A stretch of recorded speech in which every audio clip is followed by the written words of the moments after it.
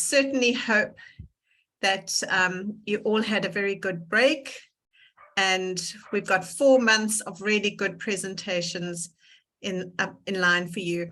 I think Prof. Heft will be putting them, or has already put them, onto the website for the Doctoral Academy.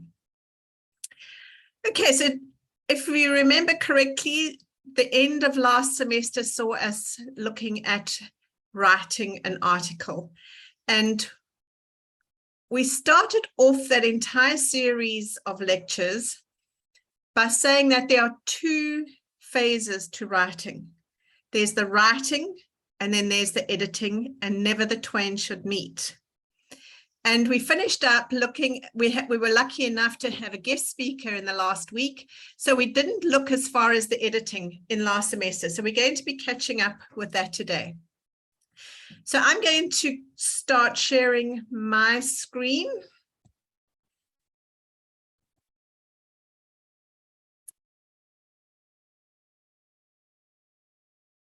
Right, can everybody see my screen? It's the same screen as was up earlier.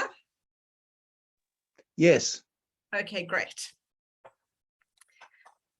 Okay, I'm going to turn my video off because it'll use less bandwidth. Good. Come on. Right. So we're now at a position where we have spent a lot of time thinking about presenting our research, creating an argument, making sure that we've got enough background, that we've discussed things well, that we've got everything that needs to go into an article is in our article. And we've done that and we've ignored editing because that is something we don't have to do until afterwards. Because you probably saw as you were writing that you do a lot of changing anyway. So what's the point of editing a sentence if you're going to change it in a week's time anyway? So I hope that you're getting this idea that you do not edit as you write, that you've done all the writing now, and now is the time for editing. And so there are 3 processes that we're going to go through now. We're going to go into the normal editing of our text to see that we've got everything making sense, that our sentences are complete, that our paragraphs make sense, that we've got the right stuff in the right sections of the papers, that our references are good, etc. And then we're going to send that off to our co-authors. And when all our co-authors have had their inputs, we select a journal, and we go on after we've selected our journal to do further editing for journal specific requirements. I know that a lot of supervisors tell you to first select your journal and write for that journal. But in my experience, it's not often that your first choice of journal is where your article ends up. That there is a lot of chopping and changing, that you can send it to your journal and it doesn't fit with them, or you decide halfway through that you want to send it to another journal, etc. So I always say, create your first well-edited document that you keep. You keep that document intact, and then you edit it for journal requirements, but you edit a copy of that first original one. Because you might write the first one and it's 4,500 words and you are very happy with that article. And then you submit to a journal where they say they're only going to take 4,000 words. And they're pretty strict about it. So then you're going to delete some stuff. But if they come back and say, no, we're not going to accept your article, you might send it to another journal that's going to have a word count of 6,000 words. And then you can actually add to your article.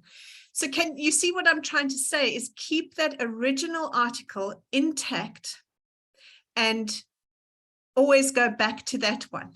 Don't ever lose any work that you have done that you are happy with. So these are the 3 processes that we're going to talk about today. I'm going to keep this talk quite short, hopefully, because I'd like to have lots of time available for questions and answers afterwards for the entire writing process. Right, so there are books written about language. I mean, I've got a book in front of me now called Essentials of Writing Biomedical Research Papers. And it is 400 odd words. It's 420 pages long. You don't need that. You don't need to go through that. Life's busy enough. Just the chapters on word choice is, let me go through that. On word choice is 10 pages. You don't need that. In my experience, most people, when you're writing at doctoral level, have got a reasonable command of the English language, even if you are not a first language English speaker. So I have just a few bullet points for you to go by when it comes to using language. And I'm going to go through the general language. I'm then going to go through words, sentences, and paragraphs. And then we're going to look at making a choice of journal. So in general, we would write a scientific article in the passive voice. That is the tradition. Often a qualitative article is going to be a lot more active. Now, the difference between passive and active is passive is if you're talking about somebody else. Patients were enrolled into the study. Active would be, I enrolled patients into the study. The problem we have with editing software is editing software is programmed not to like passive voice. So those of you who've used Grammarly or any of the others, have you seen all those highlights that come up that says passive voice and they want you to change the sentence? That's not what you should do. Passive voice is the traditional way that we write scientific articles. The next thing you must do is check your tenses. In general, everything is written in past tense in the paper until you get to the end. So in your introduction, you've been talking about how you approached your research because you've done it already. You're looking at other people's research that they've already done to support your research. When you come to your methods, you're showing the methods that you have used. And when you come to your results, those are results that have already come through. Depending on how your discussion and conclusions go, you can change the tenses to be present and sometimes future tense if you're talking about future research. But in general, most of the article is written in past tense. And I find that a lot of students get confused and they've taken pieces from their protocol and put them in the article, and in the protocol, things are written often in the future tense. And so just make sure that there's consistency going through your paper. Next thing to remember is to use formal scientific language. And here I don't mean that you've got to try and show off fancy words. I'm going to get to words later, but just talk or write in such a way that you're used to reading papers. When you've been writing your first draft, you can write it as you think it. And very often as you think it can be very informal.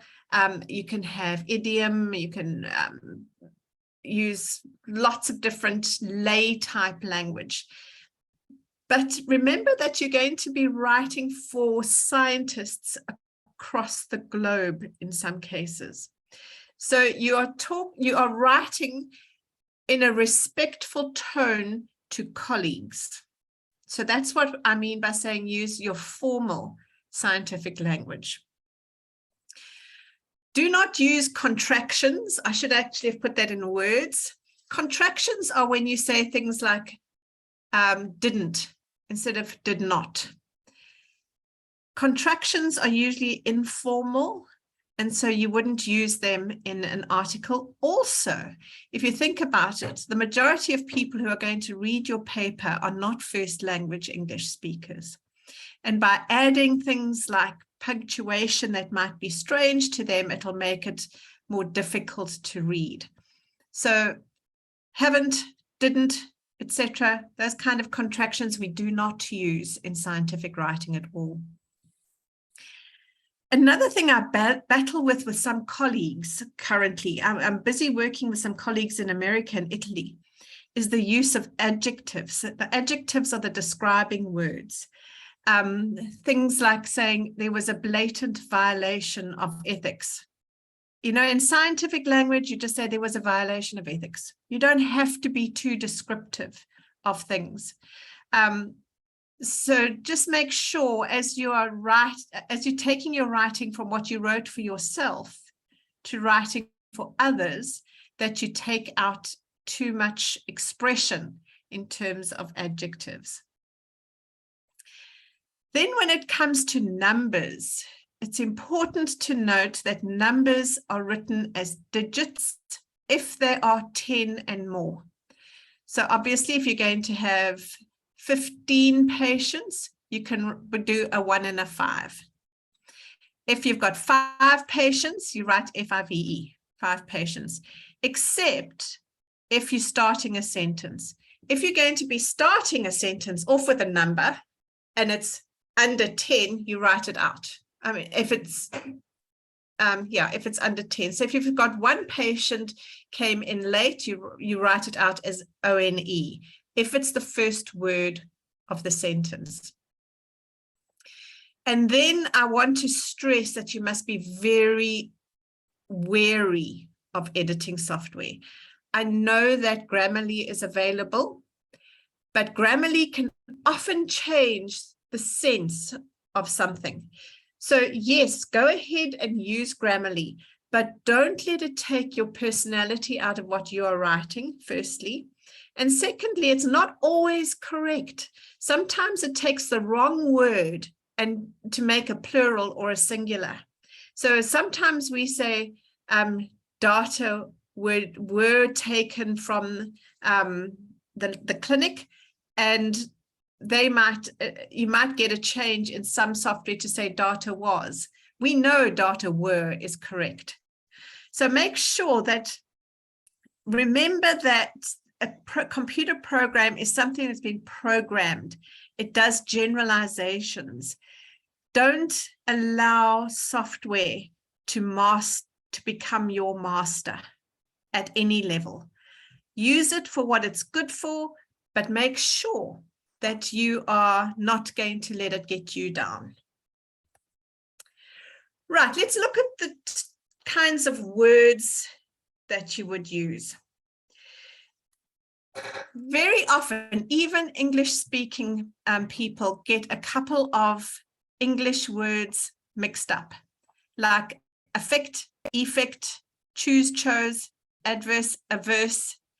That often gets picked up by software or by your co-authors, but just be aware that when you're writing about the effect of a drug or the effect something has on something, you're using the right affect or effect.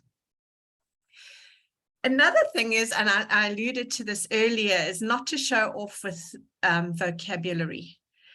My favorite example is to use the word shortage instead of paucity and dearth. And I find very often a novice writer will write, there's a paucity of literature in this area.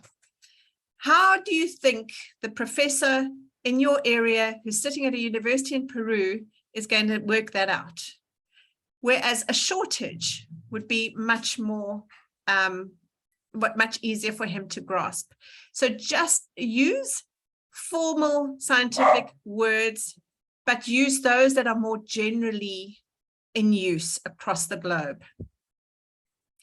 Another thing to avoid is waffling on, and I've got an example here. We came to the realization that this is somebody trying to compose prose and get a lilt to their writing, whereas we realized that is much easier to understand, and it also is 1 word as opposed to 4 words when you've got strict word counts. It goes to reason not to use jargon, and jargon often creeps in. You might not even know it's jargon, there's one word that I hear all over KZN. In fact, I hear it a lot in the clinical setting, is the patient demised. That's kind of become medical jargon. It is not a correct English word. It's equivalent of saying the patient deathed. When we write this out for a scientific journal, we say the patient died. So just make sure that you're not using jargon that is often used that you might think is everyday use, but it isn't. Another thing that comes up, and you get it a lot in medical literature, is due to. We never ever start a sentence with the word due. It should be owing to. It's like starting a sentence with and. We don't often start a sentence with and. So if you're going to use the word due, it should never be with a capital D. And that's a mistake that a lot of people make, and it has crept into the literature. And then also, do not use idiom or cliches. I think that's going back to using jargon. Another word that is used in medical literature, and if you want to be correct, you don't use it, is the word commonist. There is no such English word, although it has crept into medical literature. If the word commoner has got more than one meaning, then it stays with one of those meanings. So we've got the word commoner is somebody like all of us. We are all commoners. We are common people. We are not royalty. And so when it comes to being either more common in terms of how many times you see something, it's common, more common, or most common. But there is no word as commonist, because there is a word called commoner. Right, when it comes to sentences, you must keep your sentences short, simple, and direct. Keep thinking about the professor who's reading your paper in Peru. He hardly ever gets to speak English. He hardly ever gets to read English other than academically. And if he's going to sit down and put the effort into reading your paper, which is already a challenge to him, you want to make it as easy for him to read as possible. So keep sentences short, simple, and direct. The number of words should be 20 to 25 at most. Shorter, even better. And if you've got a sentence that goes across more than 1.5 lines, start thinking about how you can split it. Remember that, try and keep one concept for each sentence. I'm going to talk just now about paragraphs, about having one idea per paragraph. And that idea is built up with sentences that each have a concept that's going to build up that idea. So if you've got a long sentence, have a look at it and see, is it a roll-on sentence that should actually be split into two? Have you got more than one concept in that sentence? Split it. Right, paragraphs. I can say a bit more about paragraphs. If you think about yourselves, when are you reading academic literature? It's often when you're quite tired. And when you look at a page that has got one paragraph that goes on and on and on, you invariably just stop reading. It's just too much. Whereas if you've got a paper in front of you with bite-sized paragraphs, you're prepared to engage with it, because you know that you can rest your thinking in between, grasp a thought, then move on to get the next thought. Whereas one long paragraph, you think, am I going to battle to get this thought? So always remember, try and keep your paragraphs visibly short. So your paragraphs should be very clear, and there should be a story inside the paragraph that shows a continuity. Also, people like numbers. There is no strict rule to the number of sentences per paragraph, but if you've got 5 to 10 sentences, you should be okay. Erring on the side of fewer will always make it more readable. Again, I mentioned earlier, limit ideas to only one per paragraph, and that will make it much more readable. So how do you structure your paragraph? You start off with a kind of title sentence, that's what this paragraph is going to be about. It's a topic sentence. And then you build on that topic. You ensure continuity through the paragraph with supporting sentences, developing your argument about that paragraph, and everything will be related to that first sentence. And then by the time you come to the end, you're going to conclude that paragraph either with a summary sentence to say, this is what I come to conclude about, or if depends on what your next paragraph leads onto, you can have a sentence that will lead onto it. So a paragraph can be its own little composition, and that is what will ensure that your paper gets read. Right, figures and tables. Your figures are things like photographs, etc., and they always have their title and legend underneath them. And a title is not just a one-liner. The legend actually does tell you a bit more about the figure that you've got there. Your table has the title above, and make sure that each of your tables and figures has got something written about it in the text. I've often got from novice researchers a whole lot of tables, and I don't know what those tables are. To me, when you start writing your results, you put your table in and you write a paragraph. You start off with by writing a paragraph about that particular table. What you must be very careful of is not to repeat the data. Another thing to remember is that some journals will limit the number of figures and tables in an article. So just be aware, don't go and put an entire thesis worth of figures and tables into a chapter. Usually 5 of each should be sufficient to get your message across. And later on, when you know which journal you're going to, you can edit some of them out or merge some or accommodate what your journal is asking for. Right, now we're going to go on to selecting the journal that you're going to be writing for. So you've got a rather neat paper already. You will have sent it out to your co-authors. You would have had some feedback from your supervisor, from co-authors, etc. And now you're ready to decide which journal to go to. Very often your supervisor will come up with some suggestions, but there are a couple of guidelines I'd like to give you. One is that if you've ever received an email from a journal and that says, please send us an article, just delete that journal, that email. They are predatory journals. The journals that are rated, that are worth publishing in, do not need to ask people for papers to publish.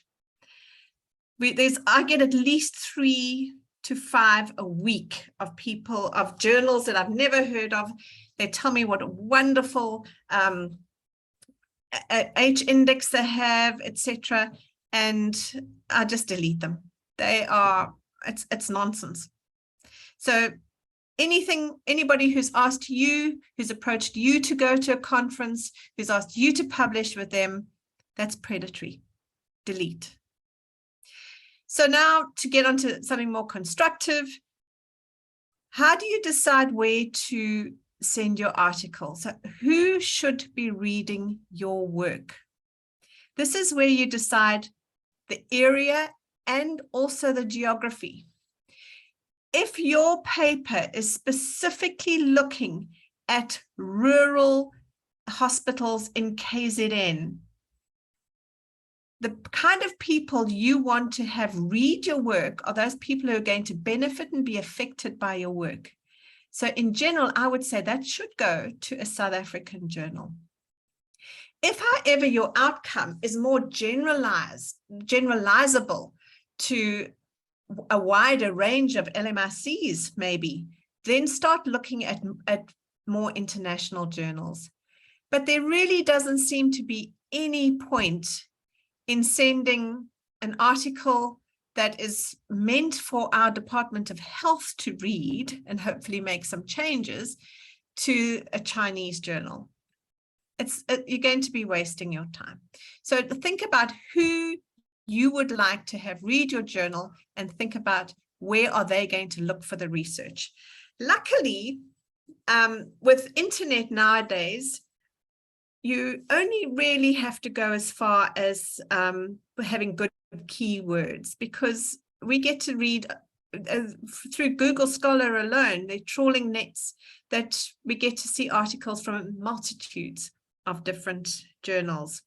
But a good rule of thumb is to look at who should be reading your work. Then the next thing you do is have a look at the journals that you've cited. You'll probably find that there are a couple of journals that you've cited more than once. Now, the advantage in doing that is you know that those people have published in your topic, so the topic is going to be appropriate. So you're very likely to get the editor to look at your work by sending it to them. Very importantly is, once you've decided on your journals, make sure that they are DOHET accredited, or else they're not going to count at our university. Then please check, are there page fees that need to be paid? There are not many grants that have included page fees, and some of these page fees are absolutely exorbitant. And I've had students getting very excited that their papers have got accepted, and then they're looking at 1,800 Swiss francs. That is a huge amount of money. And then next, we're going to look at the Q ranking of the journal. And at this point, I'm going to stop sharing, and I'm going to hand over to Ms. Michelle Premjit, who's going to talk to us about page fees. So Michelle, are you with us? Yes, good afternoon, Prof. Good afternoon, nice to see you. Yes. Do I need to make you a, I think I need to make you a co-host so that you can share your screen. Do you want to share your screen? I can share the application form, the page fee application form. Okay. I don't know how allowed to record. Pumzile, are you able to make Michelle a co-host? I don't see that here. It's not an option for me to do that. So I don't think a co-host can make a co-host. Pumzile, if you can make a host as the host. Prof, I'm going to try sharing the screen. Okay. And if we can just see you, that would be nice. Okay, sure.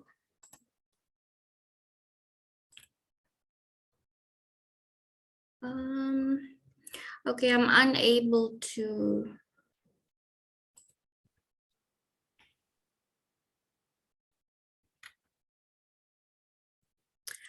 Can you hear us? You know, she gets things going, and she might just have stepped out of the office because she's yeah. Prof, I'm just sharing a slide that we use for our presentations. I can see that now. Yeah, we can see it. At the research office. Yeah. Okay. So Michelle, please introduce yourself. Okay. And yeah. Okay, good afternoon all. I'm Michelle Premjit. I am an accounting officer at Research Financial Services. It's within the research division at the university. So as Prof was mentioning, if your article is accepted and there are page fees that are required to be paid, the publisher will then issue an invoice. That's where the university research office comes in terms of support for funding. So funding is supported for all DOHET accredited journal articles. The listing of the accredited articles are on the website. If you go onto the website, onto the research office page, you would find the current listings there. So basically, funding is supported based on the quartile ranking of the journal. In order to find out the quartile ranking of the journal, you would have to visit skymargojr.com. And basically, once you're on that website, you search for the journal using the ISSN number of the journal. So you search and it basically shows you the different levels of the quartile rankings. So at a Q1 journal, the University Research Office supports up to 15,000 Rand.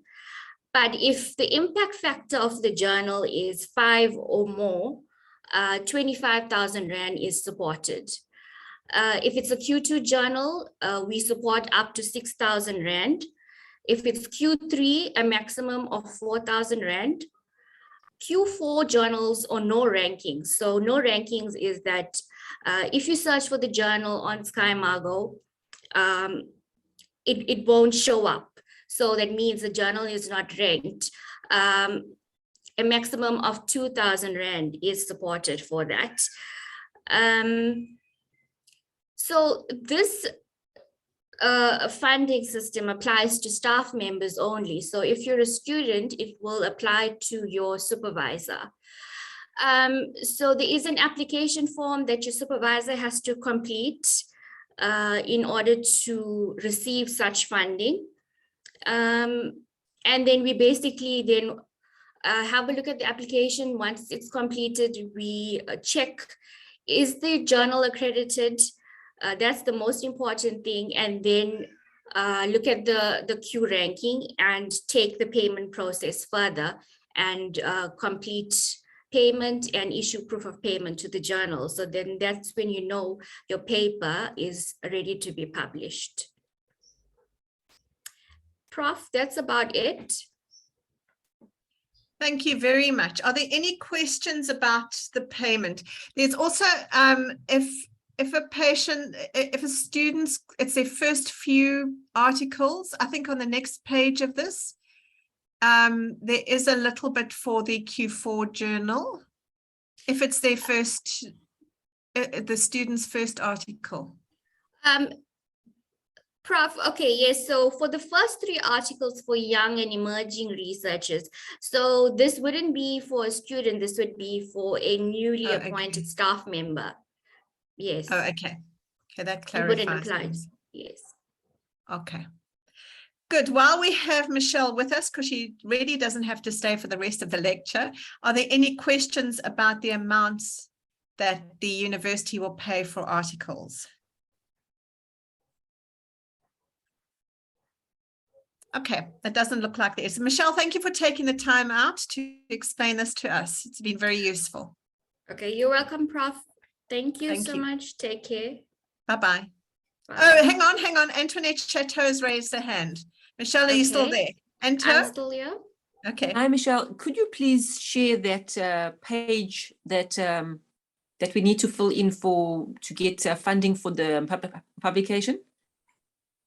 Actually, I have a copy of that. So okay, perfect. Yeah, thank you. Okay. So your supervisor should be able to send that to you or get it from Michelle on application. Yeah. Yes. Okay. Thank you very much. Yeah. Okay. Thanks, Michelle. If you can stop sharing so that I can share again. And thanks again for taking the time. Not a problem. Thank you, Prof. Okay.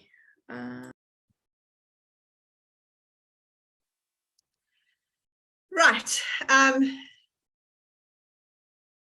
Let me just see if I can move on. Can everybody see my screen now? Back to the same slide I was on earlier? Yes, Prof. Okay, good. Okay, now it won't let me move on.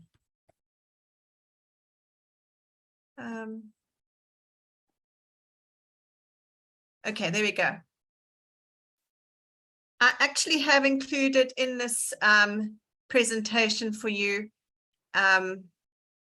the sums that are paid out as well. Okay, so once you have now decided on your journal, you're going to start sending out the article. And it's not always that the first journal that you send your article to is going to accept it.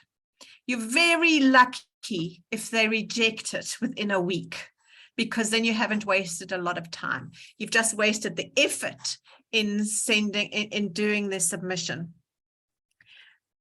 But if a journal article hangs around with a journal for longer than a month, I suggest that you start making queries. You start looking at where the article is and start chasing things up, because the last thing you want is after 6 months for them to come back and say they've decided it's not part of their journal and reject it, because then a lot of your time has been taken up and the relevance of your work has moved on. Just getting back to the editing before you found your journal.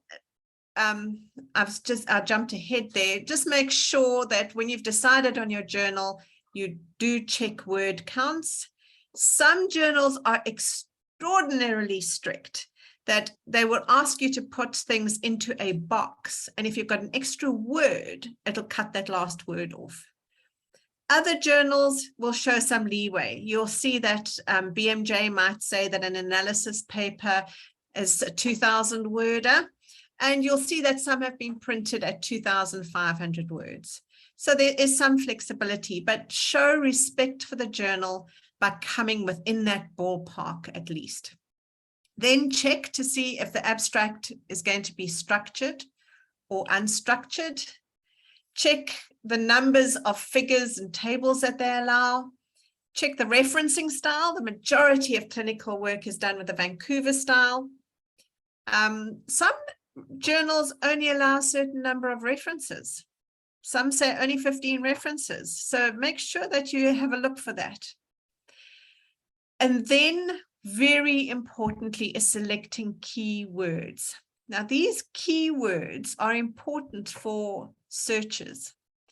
So if you think about what were the keywords that you used when you were looking for data, looking for literature, and think, do those fit with your article? And then think, how would people find my article? What do I want them to read in my article? And then those will be keywords. So clearly, the topic must come up in your keywords. So like Antoinette, who just asked the question just now, her topic is EB. I know it's blastoma, but I get the erythroblastoma bullosa confused, sometimes quite a tongue twister. She will definitely have that as a key word. She might then, in one of the papers that looks at the attitudes of traditional healers and EB, she will also have traditional healer or any synonyms for traditional healer as a keyword. The keyword is what people are going to be typing in, and you hope to pull them towards your article. And then lastly, refine your title. You want your title to sell it's to sell your paper to the editor. So clearly the title must have the topic in it. It must be relatively short, but it must be explanatory enough. And a lot of people have tried being sassy with their titles by making them catchy like newspaper articles, and think that that's going to attract attention. And actually, the way things work electronically now, that will get lost. So if you are a world famous author, then you can start titling your articles in a more creative way. And I'm going to give you an example of the person who supervised my PhD many years ago in the 80s and 90s. He wrote a series of articles that had things like from the frying pan into the fire and strawberries and cream. Now they worked, and those articles are highly cited, but then he was a world leader in curriculum development. So people weren't looking for his articles, they would look for his name and then find those articles. So until you're as famous as he was, just make sure that the title of your article is what's going to attract the attention of first the editor And then when your article is published and available on the internet, anybody who's looking in Google Scholar for work that your work is related to. Right. This is also a contentious point very often, is deciding on your co-authors. In the ideal world, your co-authorship is sorted out before you even write the introduction. You're going to, in general, in medical science, you're going to have more than one author. While you're a student, you have at least a supervisor as an author. You might have a statistician on as a co-author, etc. So once you have got your article sorted out, ready for the journal, you share your draft with your supervisor and co-authors. And it makes sense to send it to them one at a time. Often you have students sending out, if you're on a team of 4 co-authors, it goes out and everybody does their own bit on it, and it comes back, and how do you even start editing from there? So it makes a lot of sense to first send to the statistician, let it come back, then next send it to your clinical colleague, and then make those changes, and finally send to your supervisors. That supervisor sees a copy of the article that's had the input of the entire team first, and then those changes get made on what everybody had come to a consensus about beforehand. I have to talk to you about the ethics of co-authorship. The ICMJE has got 4 criteria. All co-authors should have made substantial contributions to the conception and design of the work.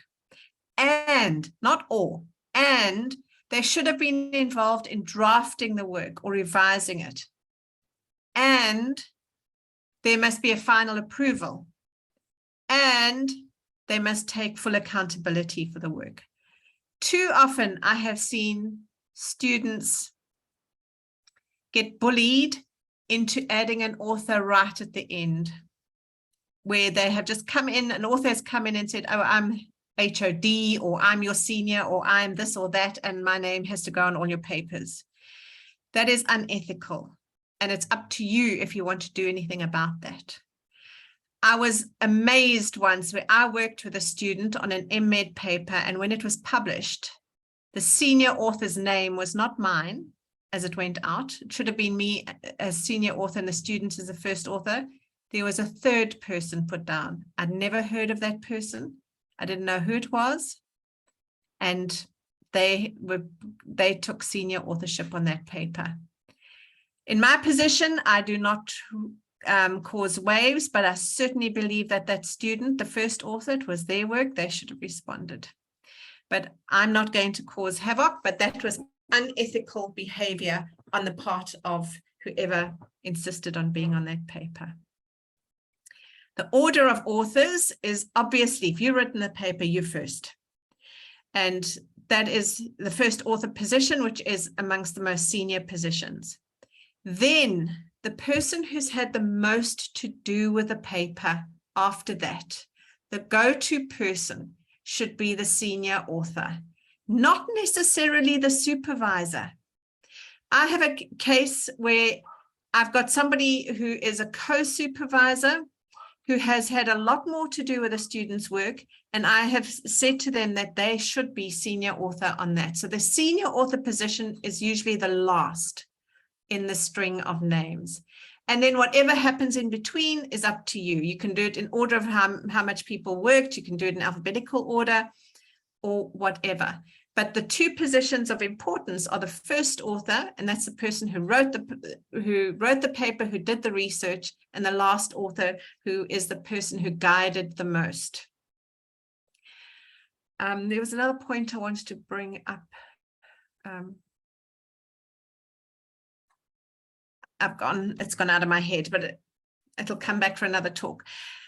Then lastly, remember to acknowledge those people who helped you in your work. Very often, and I like it, that authors acknowledge the patients whose data was used.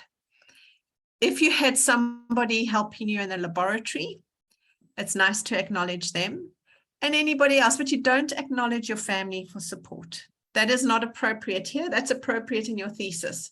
The acknowledgements are for those people who've actually helped get this work done.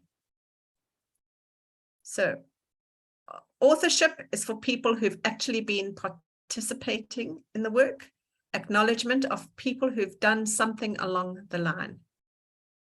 If you pay for a service, then you do not have to acknowledge unless those people specifically ask. So for example, if you pay Lancet to do a certain blood test for you and you write about those blood tests in terms of your research, you have already said in the article under methods that the blood samples were analyzed at Lancet. So you don't have to go, and you've paid them. They haven't done anything that deserves special acknowledgement.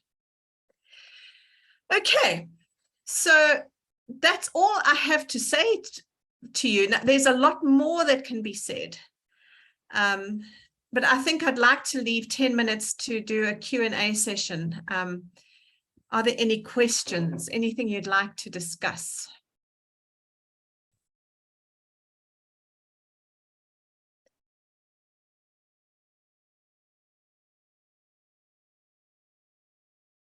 Sarah. Hi, hello. I haven't spoken to you in a while. I wanted to know at what stage do we run our article through plagiarism software?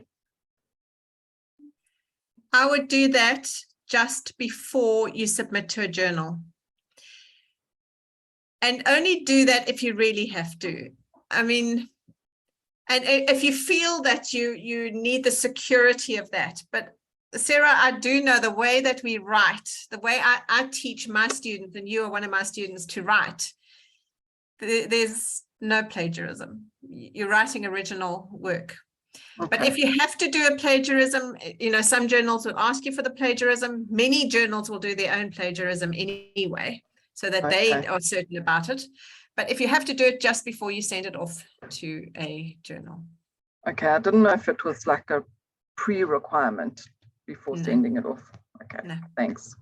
Just look to see what the journal says, but invariably they'll do it themselves. Okay, cool. And thanks. let me just point out, there are issues with that in that some people have had abstracts published on their research, and that comes up on the internet. So there'll be a 200-word abstract, and the journal has done a search and found that 200-word abstract, and they say that you're trying to double dip, and you've got to actually explain to them that it's different. So try not to use the same title for an abstract in a conference and an article, because that can cause confusion. But it's usually sorted out with discussion. But Elliot. Yes, I would like to know, I just want to know the difference between, clarity in the difference between the co-author and the senior author. Okay, anybody who has been writing with you is a co-author. But the person who has done the most work with you is both a co-author and the senior author. And his name is at the last? At the end, yes. At the end. Okay, yeah. Thanks. And Tabi Singh? Thank you, Prof. I just want to understand on the issue of predatory journals. Apart from receiving maybe an invitation email to publish with them, what are some of the factors that I have to consider in making sure that I don't send my manuscript to such journals? Okay, that's quite easy. So you've eliminated those that ask you. And then secondly, when you're going on the go-ahead list, on the SAPSI rated list, if that journal's not there, you don't go. So the go-ahead list is only accredited journals. There aren't any predatory journals amongst them. Okay, thank you, Prof. Pleasure. Aniki? Thank you, Prof. Regarding the co-authorship, isn't it a given that the supervisor should be the senior author? Not necessarily. If the supervisor has not had the major input onto that paper, there should be enough research integrity for the supervisor to say, I'm stepping back, that this other person should be on this paper. I've had several times, and I've been the supervisor of a study, but I mean, my student has worked with an attorney to write up something, and there's no way I could defend that paper as an attorney, but I can defend the genetics in that paper. And so the person that worked most closely with my student for that particular paper was the attorney, and they are the senior author. So it shouldn't be just a given. In many cases, it is the supervisor, but it's not a given. So does this mean that we don't need like a final approval from the supervisor before we can you still submit? need final approval. If it's going into your degree, into your PhD, you do need final approval from your supervisor. But but remember, every co-author has to give final approval anyway. So if you've worked with maybe a psychologist, you've been doing some psychosocial work, and you've worked most closely with a psychologist on a particular paper, and your supervisor has to give you final okay on that to go into your thesis, then the order of authorship would be you as the first author, your supervisor, and then the psychologist. Okay, you with me? Yeah. It's a research integrity point. It's about integrity here. Okay, thank you. Pleasure. Any other questions? You can just unmute and ask, or you can use a hand like the others.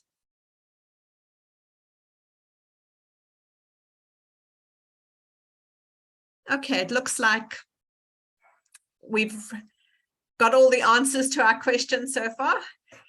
Next week, Dr. Veena Singaram will be talking about the MOU between supervisors and students. So any questions about the relationship between supervisor and student will occur next week. On Tuesday is a public holiday, so there'll be no PhD support group, but there will be a talk next Wednesday. I won't be present.